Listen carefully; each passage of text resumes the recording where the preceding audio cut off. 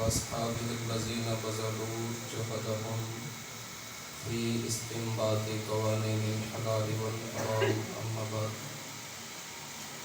فأعوذ بالله السميع العليم من الشيطان اللعين الرجيم بسم الله الرحمن الرحيم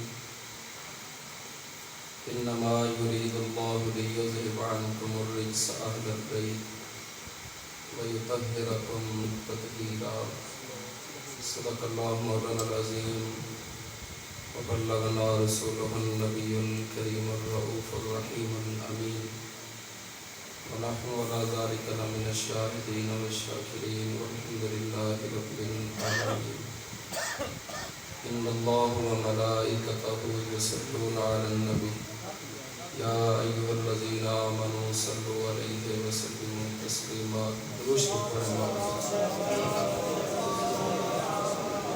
الصلاة والسلام عليك يا سيدي يا رسول الله وعلى آلك وأصحابك يا حبيب الله الصلاة والسلام وعلى آلك وأصحابك يا حبيب الله محمد سيد الكونين والثقلين والفريقين من عرب ومن عجم مولاي صل وسلم دائما أبدا على حبيبك خير الخلق كلهم الہی گدا ہوں مجھے شاہ کر دے ضمیر محمد سے آگاہ کر دے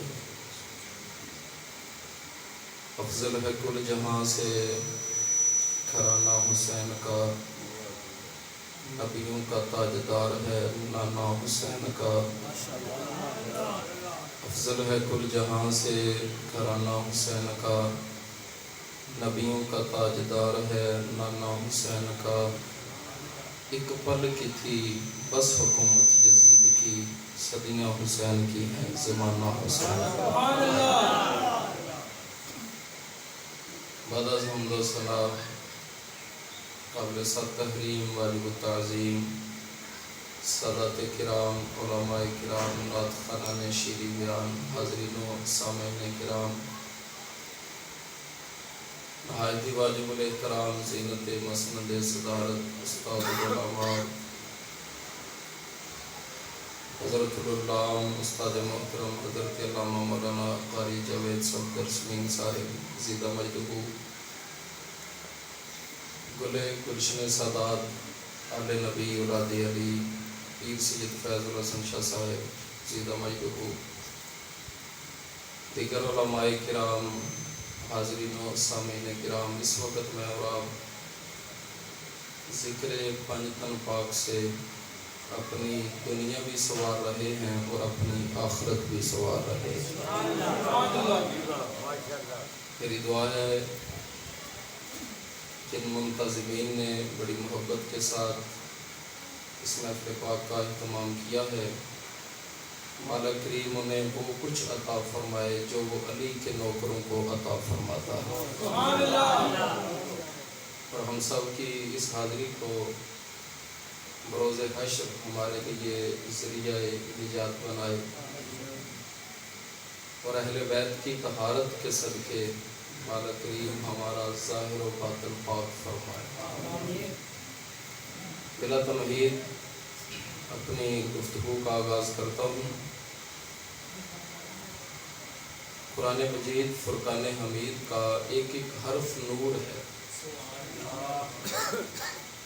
اس کی ایک ایک زیر زبر اور پیش میں حکمتیں ہیں اللہ تعالیٰ کا نور برستا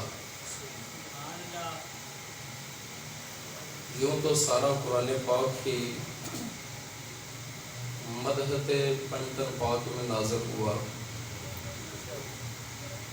کچھ لوگوں کو پنجتن پاک کے لفظ سے تکلیف ہوتی ہے لیکن انہیں یہ نہیں پتا پانچ تن میں پہلا تن محمد مصطفیٰ ہے سارا قرآن ہی حضور کی شان میں نازل ہوا حضور قبلہ عالم پیر سید میر علی شاہ صاحب آل نبی اولاد علی آپ کے پاس ایک عیسائی آیا اور اس نے کہا جی آپ کہتے ہیں پنجتن پاک کی بڑی شان ہے تو سوائے سرکار کے اور کسی کا نام قرآن میں آیا ہی نہیں. تو اگر اتنا ہی مقام ہے تو ان کا نام تو قرآن میں آتا. وہ بھی تو علی کا بیٹا تھا، حسنی حسینی سید تھے.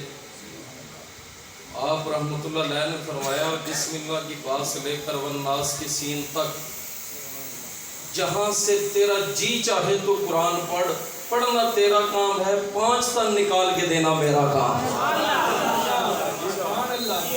جہاں سے بھی پڑھے، جس آیت کو بھی پڑھے. صاحب بھی بڑا سیانا تھا، اس نے بسم اللہ پڑھی. اس میں تو بظاہر اللہ کی صفات ہے. بسم اللہ الرحمن الرحیم پڑھی. آپ فرمایا ٹھہر جا، آیت مکمل ہو گئی؟ کہا جی مکمل ہوگی. فرمایا ان کے عدد نکال. بسم اللہ کے عدد نکال. علم العداد ہوتا ہے. نکالے تو 786. آپ نے محمد علی فاطمہ حسن حسین لکھا. فرمایا ان کے نکلے تو 786. فرمایا پاگل قرآن شروع ہی انہوں نے نام تو ہو رہا ہے. قرآن تو شروع ہی ان کے ذکر سے ہو رہا ہے. سارا قرآن یوں تو اہل بیت اطہار اور پنجتن پاک کی عظمت میں نازل ہوا. لیکن کچھ آیتیں ایسی ہیں جن میں بالخصوص ان کا ذکر کیا گیا واضح انداز میں، جس میں عام بندے کو بھی سمجھ آ سکے. انہی میں سے ایک آیت ہے انما یرید اللہ لیذھب عنکم الرجس اہل البیت، کہ بے شک اللہ کی ذات یہ ارادہ رکھتی ہے، اس کی ذات یہ چاہتی ہے کہ اہل بیت اطہار سے ہر قسم کی نجاست کو دور کر دیا جائے، ہر قسم کی ناپاکی کو دور کر دیا جائے. وَيُطَهِّرَكُمْ تَطْهِيرًا، اور انہیں ایسا پاک کر دیا جائے جیسا پاک کرنے کا حق ہے. سبحان اللہ کہہ سکتے آپ. میں یہاں سے ہی گفتگو سٹارٹ کرتا ہوں. دنیا کے اندر بڑے باغ ہیں. امرودوں کا باغ بھی ہوتا ہے، انار کا بھی ہوتا ہے، سیب کا بھی ہوتا ہے. ہر باغ کی رکھوالی انسان کرتا ہے. وہ چاہے پٹھان ہو، پنجابی ہو، سندھی ہو یا بلوچی ہو. جتنے بھی باغ ہیں ان کی رکھوالی کون کرتا ہے؟ سارے احبابوں نے. کون کرتا ہے؟ باغ چاہے کتنا بھی قیمتی ہو، کتنی بھی مالیت کا ہو، کتنا بھی بڑا ہو، کتنا بھی خوبصورت ہو، ہر باغ کی رکھوالی انسان کرتا ہے. پر اس دنیا میں ایک باغ ایسا ہے جس کی رکھوالی انسان نہیں کرتا، خود رحمان کرتا ہے. سبحان اللہ. انسان نہیں کرتا، خود سارے بولے نا، انسان نہیں کرتا، خود رحمان کرتا. اور وہ نبی کی آل کا باغ ہے. سبحان اللہ. کس کا باغ ہے؟ نبی کی آل کا باغ ہے. اسی آیت سے ثابت ہو گیا کہ وہ نبی کی آل کا باغ ہے. اب جملہ سنیں، اور میں دعا کا طلبگار ہوں، اور اس کو سینے کی تختی پر لکھ لیں. دنیا میں جتنے بھی باغ، ان کی رکھوالی انسان کرتا ہے. ایک باغ محمد کی آل کا ہے جس کی رکھوالی انسان نہیں کرتا، خود رحمان کرتا ہے. تو پھر خود سوچو، جن کا پہرے دار اتنا اونچا ہے وہ عزت دار کتنے اونچے ہوں گے. جس باغ کا پہرے دار اتنا اونچا ہے، سبحان اللہ کہہ سکتے آپ. جس باغ کا پہرے دار اتنا اونچا ہے وہ عزت دار کتنے اونچے ہوں گے. اسی عزت والے گھرانے میں سے ایک سیدہ زہرا ہے. سبحان اللہ. 2 ٹکے کا مولوی جو مرضی کرتا رہے، اس کی عزت نہیں گھٹا سکتا جس کے باغ کی رکھوالی رب کر رہا. خود اللہ کی ذات کر رہی ہو. اسی باغ میں مولا علی بھی ہیں. علی دنا دے ٹلی سبحان اللہ نہیں کرتی. ذکر ہوتا سننا جڑا نیزے دی نوک تے چڑھ کے بولے تے اٹا چپ کر کے نعرہ تکبیر، نعرہ رسالت، نعرہ حیدری۔ جتنے بھی باغ ہیں ہر باغ کی رکھوالی کون کرتا ہے؟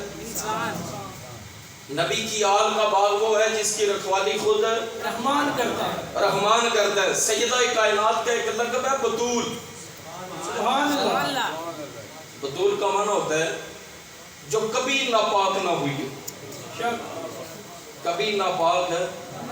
دنیا میں کوئی عورت ایسی نہیں کہ جو سارا سال پاک رہے، سارا سال تو دور کی بات ہے، سارا مہینہ پاک رہے۔ یہ واحد نبی کی بیٹی ہے جن کا ایک لمحہ بھی ناپاکی میں نہیں گزرا۔ امام حسن علیہ السلام سحری کے ٹائم پیدا ہوئے، سیدہ نے فجر کی نماز پڑھی ہے۔ کوئی عورت ایسی نہیں جو بچہ پیدا کر کے 40 دن تک مصلی کے قریب بھی جا سکے، اسے شریعت جانے ہی نہیں دیتی۔ امام حسن پیدا ہوئے، آپ نے فجر کی نماز پڑھی۔ امام حسین علیہ السلام ظہر کے ٹائم پیدا ہوئے، سیدہ نے عصر کی نماز پڑھی۔ حضور سے پوچھا گیا یا رسول اللہ عجب بات ہے، شریعت اجازت نہیں دیتی 40 روز تک مصلی کے قریب آنے کی، قرآن پڑھنے کی؟ عجیب ذات ہے، ایک وقت بچہ پیدا ہوتا ہے، دوسری نماز پڑھتی ہے، تو سرکار نے فرمایا یاد رکھنا فاطمہ صرف طاہرہ نہیں، یہ مطہرہ بھی ہے۔ یہ خود بھی پاک ہے اور پاک کرنے والی بھی ہے، خود بھی پاک ہے اور پاک کرنے والی۔ یہ سیدہ کائنات کا لقب ہے بطول۔ تین بطولیں ہیں جی، ایک جنت کی حور بطول ہے، ایک حضرت مریم بطول ہے، حضرت عیسیٰ کی ماں، اور ایک حسین کی ماں زہرا بطول ہے۔ سبحان اللہ۔ جنت کی حور کا بطول میں آنا ہونا سمجھ میں آتا ہے۔ آپ بھی جنت میں جائیں گے نا تو کبھی ناپاک نہیں ہوں گے، یہ جنت کی شان ہے، کیونکہ ناپاکی ایک عیب ہے اور جنت ہر عیب سے پاک ہے۔ کوئی بندہ وہاں پر بے وضو نہیں ہوگا، ہر وقت ہر لمحہ وضو میں رہے گا، تو وہ رہتی جنت میں ہے، تو جنت میں رہتی ہے تو بطول تو ہوگی نا۔ اس کا سمجھ میں آتا ہے، حضرت مریم کا بھی سمجھ میں آتا ہے، خامد ہی کوئی نہیں، شادی نہیں کی۔ حضرت عیسیٰ علیہ السلام قدرتی طور پر پیدا ہوئے، اللہ کی ذات نے اپنی قدرت دکھائی۔ مزہ تو تب ہے، بطول تب ہو جب خامد علی جیسا ہو، خامد علی جیسا ہو اور بیٹے حسنین جیسے ہوں، بیٹے حسنین جیسے ہو۔ ایک اور بات میرے ذہن میں آ گئی، سیدہ مریم بھی بطول ہے، ان کے لیے جنت سے کھانا آتا تھا۔ کہاں سے آتا تھا؟ جنت سے۔ بڑی باریک بات کرنے لگا، جو بندہ یہ سمجھ گیا وہ مقام زہرا سمجھ جائے۔ سبحان اللہ۔ جنت سے کھانا آتا۔ ایک دن حضرت زکریا علیہ السلام نے پوچھا کنڈی لاواں بھی میں تے کھولنا بھی میں، اب بے موسم پھل کتوں آئے نا؟ آپ فرمائیں ان اللہ یرزق من یشاء بغیر حساب، اللہ جسے چلتا ہے بغیر حساب کے رزق عطا فرماتا ہے۔ بے شک سبحان اللہ۔ مریم وہ بطول ہے جن کے لیے کھانا کہاں سے آتا ہے؟ جنت سے۔ سیدہ پاک نے روزے رکھے، بڑی مشہور روایت ہے، میں ساری روایت بیان نہیں کروں گا۔ روزانہ جب افطاری کا ٹائم آتا نا، دروازے پہ مانگنے والا آ جائے، آپ کھانا اٹھا کے اسے دے دیتے۔ دوسرا دن آیا پھر مانگنے والا آ گیا، دے دیا۔ تیسرا دن آیا پھر مانگنے والا آیا، دے دیا۔ چوتھے دن حضور آ گئے۔ سبحان اللہ۔ سرکار فرمایا بیٹی جسم میں تھوڑی سی کمزوری نظر آ رہی ہے، کائنات دے سارے پیواں نوں اپنی دھیاں پیاریاں دیاں، ایڈا پیار کسے پیو نوں اپنی دھی نال نہیں جدا محمد نوں فاطمہ نال۔ سبحان اللہ۔ سرکار نے فرمایا تھوڑی سی کمزوری نظر آ رہی ہے۔ سیدہ کائنات نے عرض کی ابا جی روزے رکھے تھے، منت مانی تھی، 3 دن روزے رکھے ہیں، افطاری ہی نہیں کی۔ افطاری ہی نہیں کی. روزانہ جب افطاری کا وقت آتا تو کوئی مانگنے والا آ جاتا.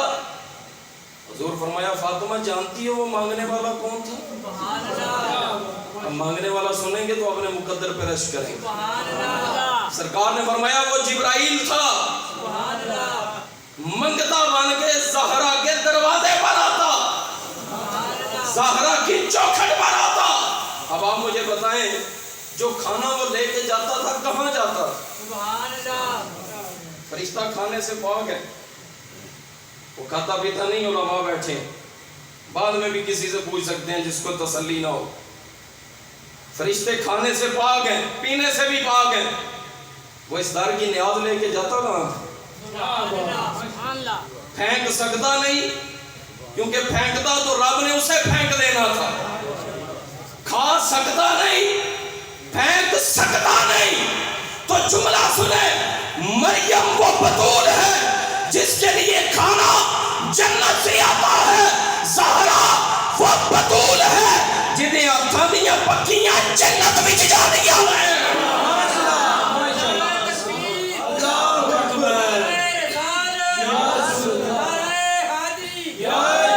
جس کے ہاتھ کا پکا کھانا رب کی، سارے بولے نا، رب کی جنت میں جاتا ہے. اور دوسری بات، فرشتے مانگنے کے لیے پیدا ہوئے ہیں. قرآن میں اللہ نے فرمایا یہ میری حمد کے لیے پیدا ہوئے، میں نے انہیں اپنی تسبیح کے لیے پیدا کیا ہے. تو جب حمد کے لیے پیدا ہوئے ہیں تو یہ ہے کی کرنا ہے؟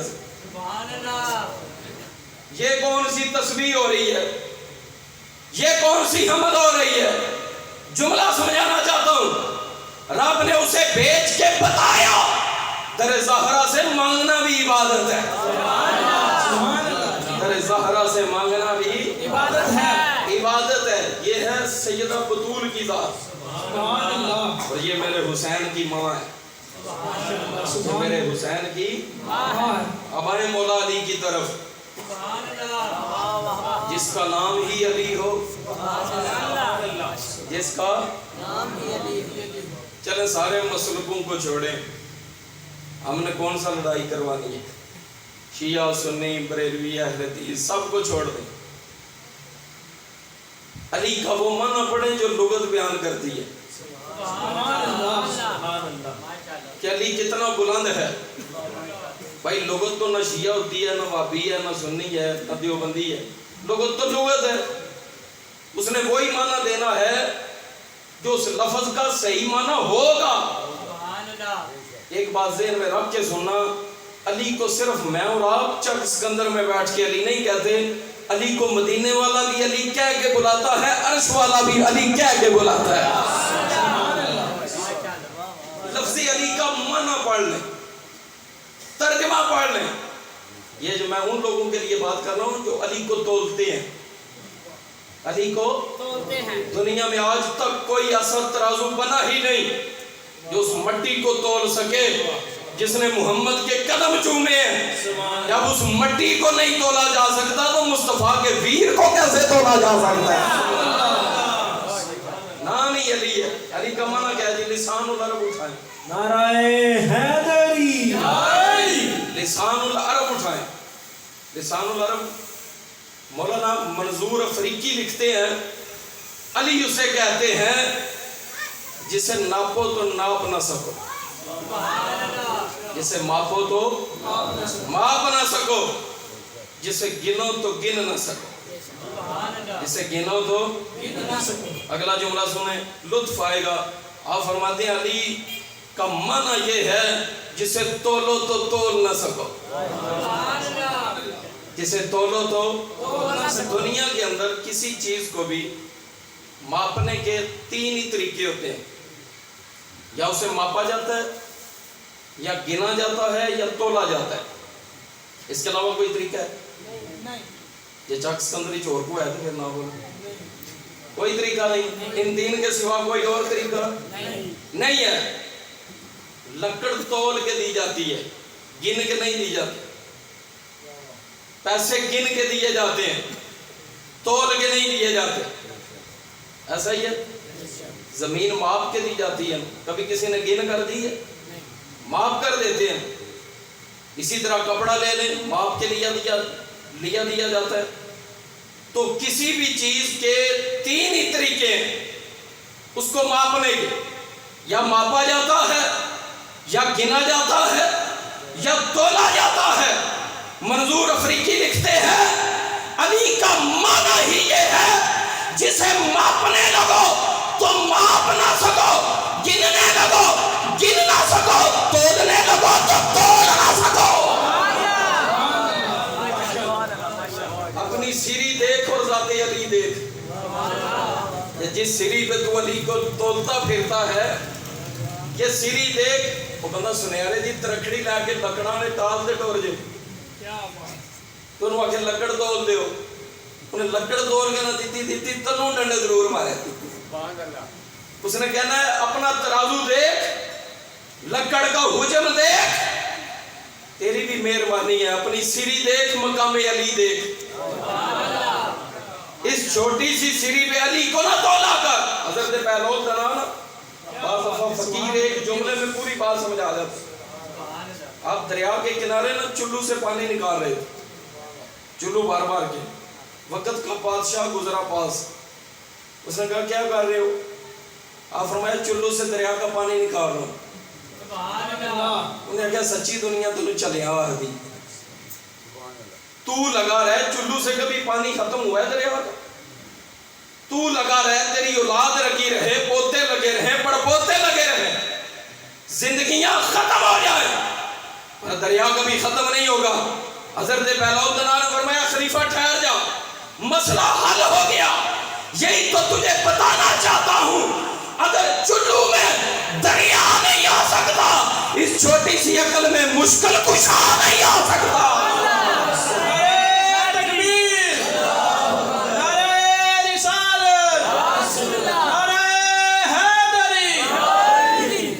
یہ حضرت حیدر قرار کی ذات. علی باب مدینہ العلم ہے, علم کے شہر کا. آپ ایک دفعہ نا وادی نمل سے گزرے مولا علی, اور ساتھ حضرت سلمان فارسی بھی تھے. یہ وہی وادی نمل ہے جہاں سے حضرت سلیمان علیہ السلام گزرے تھے. اور چیمٹی نے کہا تھا ساری بل میں چلی جاؤ, سلیمان کا لشکر آ رہا ہے, کہیں قدموں تلے نہ آ جانا. حضرت سلیمان علیہ السلام نے اس مقام پہ جا کے اپنے تخت کو حکم دیا, زمین پر آیا. آپ نے اس بل کے اوپر کھڑے ہو کے فرمایا وہ کیڑی باہر آوے جنہیں گل کی تھی. وہ چیمٹی 2 میل دور سے, سارے مسلک مانتے ہیں, 2 میل دور سے کیڑی نے لشکر دی آواز سن لی کہ حضرت سلیمان نے. میں ایک بات یہاں پہ بتاؤں, آج تک کوئی مائکروسکوپ ایسی تیار نہیں ہوئی جو کیڑی کے کان دیکھ سکے. کیڑی کے کان دیکھ سکے. اس نے 2 میل دور سے کیسی آواز سن لی تھی, اور حضرت سلیمان نے اس کی سن لی. اگر سلیمان 2 میل دور سے کیڑی کی آواز سن سکتا ہے تو محمد مدینے میں بیٹھ کے چک سکندر والوں کی نہیں سن سکتا. حضرت سلیمان علیہ السلام نے, وہ میرا موضوع نہیں, بات لمبی ہو جائے گی. کیڑی کو فرمایا باہر آؤ, باہر آئی. آپ نے انہوں تڑی اتنے رکھیا, تڑی اتنے رکھیا ہے کہ فرمایا نے ہے تو نکی ہیں گلاں وڈیاں کر, ہے تو نکی ہیں گلاں وڈیاں کر. انہوں نے کہا پہلا نکی آئی, ہن نکی نہ آکھی ہے, ہن نکی نہ آکھیو. اس وقت میرے مقدر ایسا کسی کا مقدر ہی نہیں. فرمایا ہے تو چھوٹی باتیں بڑی کرتی ہے. اس نے کہا حضرت پہلے چھوٹی تھی. فرمایا اب کیا ہوا ہے؟ کہا اب میرے قدم نبی کے ہاتھ پر لگ رہے ہیں. اب میرے قدم نبی کے ہاتھ پر لگ رہے ہیں. چیمٹی کے قدم حضرت سلیمان کے قدم پر ہاتھ پر لگے. وہ عام نہیں رہتی.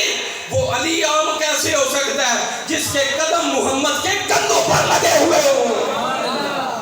مصطفیٰ کے کندھوں پر قدم لگے. تو مولا علی علیہ السلام بھی وہاں سے گزرے. بڑی چیونٹیاں تھی, ساری باہر آ گئی. حضرت حیدر قرار نے فرمایا حضرت سلمان فارسی سے, فرمایا آج جانتے ہو یہ ساریاں باہر کیوں آئی ہیں؟ انہوں نے عرض کی مولا آپ بہتر جانتے ہیں. سرکار نے فرمایا اس دن تو ان کی سردار نے کہا تھا نا بل میں چلی جاؤ, سلیمان کا لشکر آ رہا ہے. آج ان کی سردار نے کہا باہر آؤ, وہ آ رہا ہے جس کے چہرے کو تکنا بھی عبادت ہے. جس کے چہرے کو تکنا بھی عبادت ہے. ساری باہر نکل آئے. حضرت سلیمان علیہ السلام ان چیونٹیوں, حضرت سلیمان فارسی ان چیونٹیوں کی تعداد دے کر کہتے ہیں حمد ہے اس ذات کے لیے جو ان کی تعداد کو جانتا ہے. حضرت مولا علی علیہ السلام نے فرمایا حمد ہے اس ذات کے لیے جو ان کا خالق ہے, تعداد تو علی بھی جانتا ہے. تعداد تو علی بھی جانتا ہے. عرض کی مولا آپ تعداد جانتے ہیں؟ جملہ سنیں. مولا نے فرمایا صرف تعداد نہیں جانتا, ان میں یہ بھی جانتا ہوں نر کتنی ہے اور مادہ کتنی ہے. نر کتنی ہے اور مادہ کتنی ہے. حضرت حیدر کرار, ویسے میں یہاں پر وہ چھوٹے نے ایک منقبت پڑھی ہے حضرت غازی عباس علمدار علیہ السلام. حیدر کا معنی شیر ہوتا ہے, عباس کا معنی بھی شیر ہوتا ہے.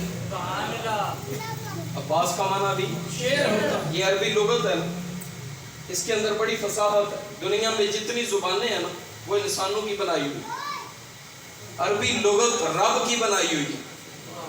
اس کے اندر بڑی فصاحت ہے, بڑی بلاغت. ایک ایک لفظ کے 70 معنی ہیں. ایک ایک لفظ کے اتنی وسیع ہے. اور ایسا بھی ہو سکتا ہے کہ ایک ایک لفظ کے 70 نام بھی ہوں. 70 نام بھی ہوں. حضرت غازی عباس علمدار علیہ السلام, جب ان کو غازی بھی کہا جاتا ہے اور شہید بھی کہا جاتا ہے. دنیا میں واحد ہستی ہیں, غازی بھی ہیں اور شہید بھی ہیں. میں نے اپنے استاد گرامی سے ایک دفعہ ایک بات پوچھی تھی, انہوں نے بڑا پیارا جواب دیا تھا. میں نے پوچھا تھا حضور نشان حیدر صرف شہیدوں کو دیا جاتا ہے, غازیوں کو کیوں نہیں دیا جاتا؟ پاکستان کے اندر نشان حیدر صرف شہیدوں کو دیا جاتا ہے, غازیوں کو کیوں نہیں؟ حالانکہ وہ 60 جنگیں بھی لڑے, 60 میں غازی ہو جائے, نشان حیدر نہیں دیا جائے. نشان حیدر صرف شہید کو دیا جاتا ہے. بڑا پیارا جواب دیا انہوں نے فرمایا بیٹا غازی کو اس لیے نہیں دیا جاتا کہ ہو سکتا ہے اگلی جنگ میں بھاگ جائے. ممکن ہے نا اگلی جنگ میں وہ بھاگ جائے, ایسا ہو سکتا ہے نا زندگی میں. اگر بھاگ جائے تو نشان حیدر کا وہ مقام نہیں رہتا. نشان حیدر اسے دیا جاتا ہے جو بھاگتا نہیں, محمد کے آگے کھڑے ہو کے شہید ہو جایا کرتا ہے. یہ نشان حیدر اسے دیا جاتا ہے جو بھاگتا نہیں, مقام میں کھڑے ہو کے لڑتا ہے. حضرت غازی عباس غازی بھی ہیں اور شہید بھی ہیں. غازی کب ہوئے؟ 12 سال کی عمر میں. جب مولا علیہ السلام جنگ لڑنے گئے تو حضرت غازی عباس بھی ساتھ تھے. آپ اپنے خیمے میں بیٹھے ہوئے. حضرت حیدر کرار نے فرمایا میرا کون سا بیٹا ان سے جنگ لڑے گا؟ تو حضرت امام حسن اٹھ کر کھڑے ہو, زہرا پاک دا وڈا پتر, آپ اٹھ کے کھڑے ہو. عرض کی ابا جی میں لڑتا ہوں. جملہ سنیں. حضرت حیدر کرار نے فرمایا بیٹا آپ نے بات غور سے نہیں سنی, میں نے نبی کا بیٹا نہیں کہا, علی کا بیٹا کہا. آپ نبی کے بیٹے ہیں اور میں نے علی کا بیٹا کہا ہے. حضور کی حدیث پاک ہے کنز العمال کے اندر, سرکار نے فرمایا اللہ نے ہر نبی کی اولاد اس نبی کی پشت میں رکھی. آدم کی اولاد آدم کی پشت میں, حضرت ابراہیم کی اولاد ابراہیم کی پشت میں, نوح کی اولاد نوح کی پشت میں, لوط کی اولاد لوط کی پشت میں, حضرت عیسیٰ کی اولاد ان کی پشت میں. گویا ہر نبی کی اولاد اس نبی کی پشت میں رکھی. فرمایا علی وہ ہے جس کی پشت میں رب نے محمد کی اولاد رکھی ہے. حضرت امام حسن علیہ السلام سے فرمایا آپ نبی کے بیٹے ہیں, میں نے اپنے بیٹے کی بات کی. حضرت غازی عباس اٹھ کے کھڑے ہو گئے. عرض کی مولا میں جاؤں؟ مجھے اجازت. تو مولا علیہ السلام مسکرائے. جو شعر انہوں نے پڑھا اس کا ترجمہ پیش کرنے لگا ہوں. حضرت غازی عباس علمدار نے سمجھا شاید میری عمر دیکھ کے مسکرائے. 12 سال کی عمر، سامنے لاکھوں کا لشکر، جڑا لکھاں نوں